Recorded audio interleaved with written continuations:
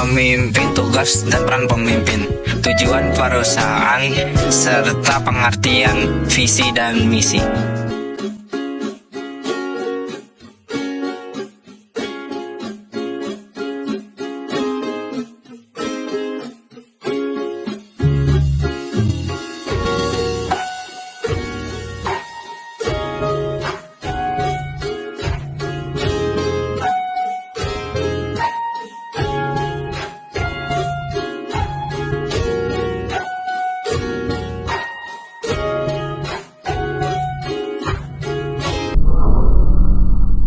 Pengertian pemimpin dan kepemimpinan. Kepemimpinan berasal dari kata pimpin yang berarti mengarahkan, membina, mengatur, menuntun atau mempengaruhi. Seseorang pemimpin tidak hanya pemerintah, tetapi membantu diri sendiri dan orang lain untuk melakukan hal yang benar. Menurut Gregory Eteri, hubungan yang ada pada pemimpin untuk mempengaruhi seseorang agar mau bekerja secara sadar demi mencapai tujuan.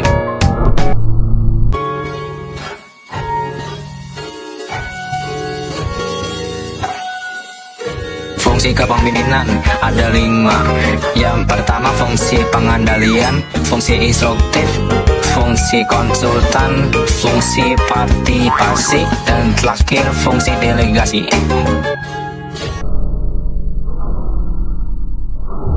Peran pemimpin Henry Misbrook. Pertama, peran antar per orang menjadi simbol atau contoh pembangun tim, pelatihan, dan mentor. Kedua, peran informasional, bertindak sebagai monitor, penyebar informasi, dan juru bicara.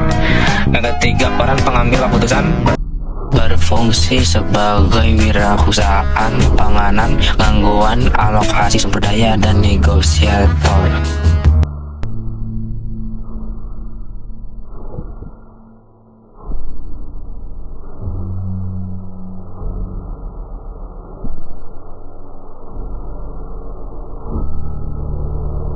Tugas dan peran pemimpin. Menurut James F. Storr, tugas seorang pemimpin yaitu bekerja dengan orang lain, bertanggung jawab, menyeimbangkan prioritas, berpikir analitis, serta menjadi mediator dan diplomat.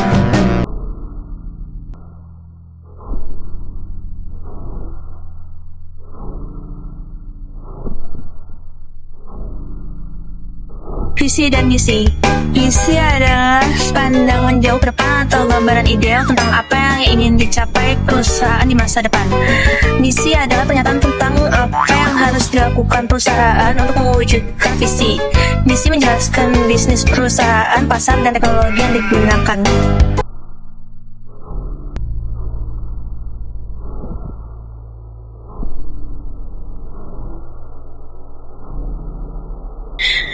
Karakteristik visi yang efisien dapat dibayangkan, menarik, realistis, jelas, aspiratif, dan mudah dipahami.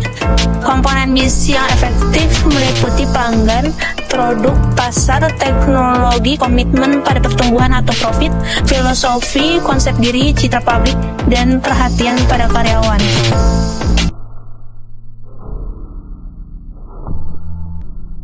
Profil kasus. PT Maju Bersama adalah sebuah perusahaan manufaktur yang sedang mengalami penurunan semangat kerja karyawan dan ketidakjelasan arah bisnis.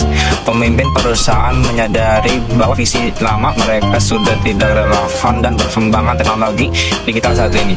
Permasalahan yang pertama, kepemimpinan. Kepemimpinan hanya memberikan instruksi tanpa mendengarkan masukan. Yang kedua, visi dan misi.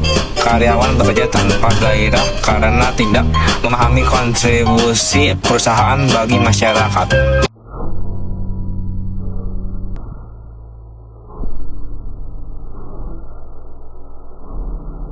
Selanjutnya, penyelesaian.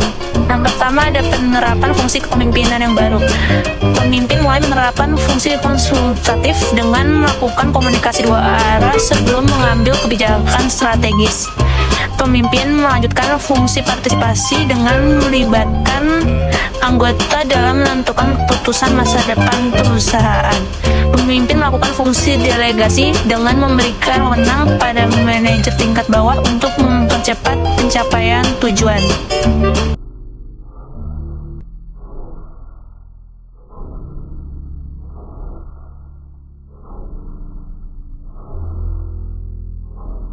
Rumusan ulang visi dan misi. Visi baru.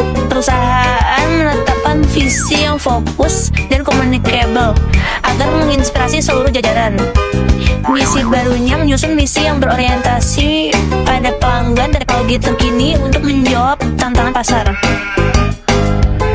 Dan terakhir ada evaluasi dan dampak. Melakukan evaluasi terhadap 9 komponen misi untuk memastikan efektivitasnya. Hasilnya, komitmen dan semangat kerja karyawan meningkat karena mereka memahami standar kerja prima dan tujuan mulia perusahaan.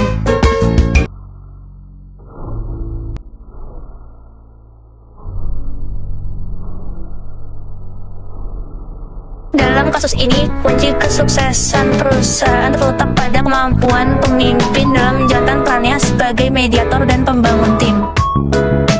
Dengan memperbaiki visi dan misi menjadi lebih realistis dan menarik, perusahaan berhasil menciptakan lingkungan kerja yang terarah dan kompetitif.